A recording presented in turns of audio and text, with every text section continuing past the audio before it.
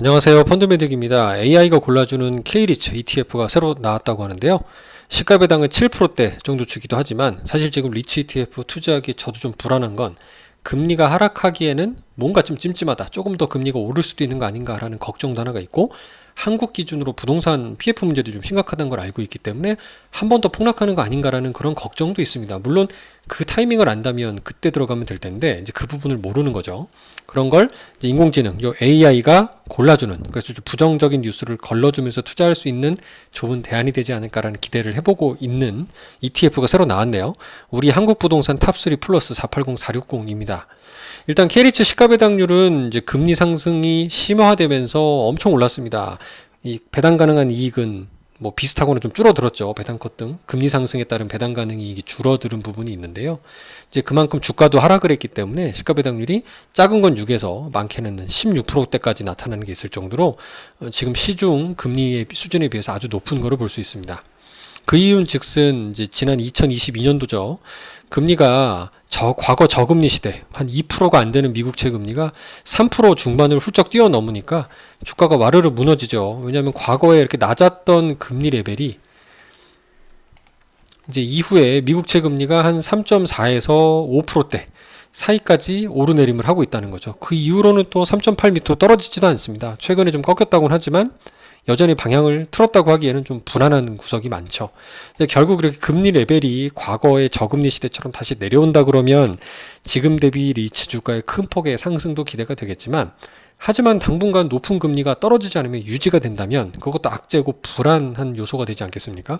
금리에 민감한 리츠 투자하기 찜찜할 겁니다. 그리고 그것뿐인가요? 한국 부동산 부분에 대한 우려는 블룸버그에서 111조 PF 대출 기사 등등으로 많이 보셨을 겁니다.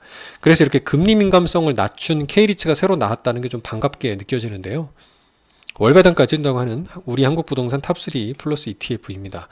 얘는 일단 상위 10개 종목을 선별해서 집중 투자하는데 상위 3개의 우량 리츠, 요게 이제 금리 민감성이 낮은 리츠겠죠. 여기에 20%씩 비율로 담습니다. 60% 담고요. 나머지 40%를 좀 나눠서 투자를 하는 개념으로 볼 수 있겠죠. 뿐만 아니라 인공지능 AI를 통한 데이터 분석 결과도 활용한다고 하는데요. 딥서치란 회사의 도움을 받는 것 같습니다. 부정 이슈를 신속 감지한다라는 특징이라는데, 일단 이게 딥서치라는 회사에서 발표한 한국 부동산 탑3 플러스 지수를 활용한다고 하고요. 20억 건 이상의 누적된 방대한 데이터를 활용하고 국내 뉴스, 리포트, IR, 특허, 각종 공시문서 등을 그러니까 수치프 분석해서 지수 설계에 적용을 했다고 하네요.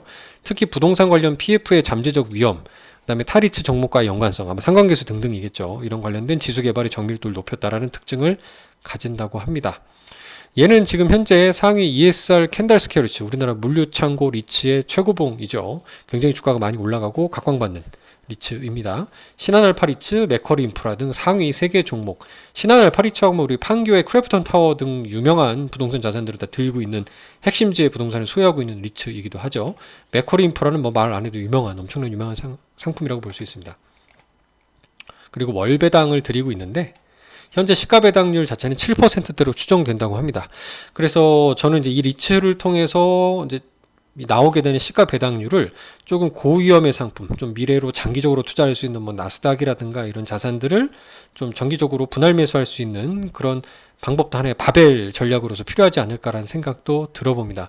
리츠 자체로는 주가의 장기적인 성장성을 노리기에는 뭐 과거 미국이 아닌 그 일본, 세계에서 두 번째로 큰 일본 리츠 시장에서 일본은행 BOJ가 연간 900억엔씩 이 리츠 주가가 하락할 때마다 사주는 등의 어떤 하방을 받쳐주는 정책이 나온다면 정말 베스트겠지만, 뭐 우리나라는 아직 그런 상황은 아니고 부동산 위험이 끝난 게 아니고 특히 소규모 금융기관 위주로 좀 부실한 어떤 위기가 발생할 수 있다는 걸 감안해보면 조금 보수적으로 투자해보면서 적립식으로 접근해보면 좋다는 생각이 들고요.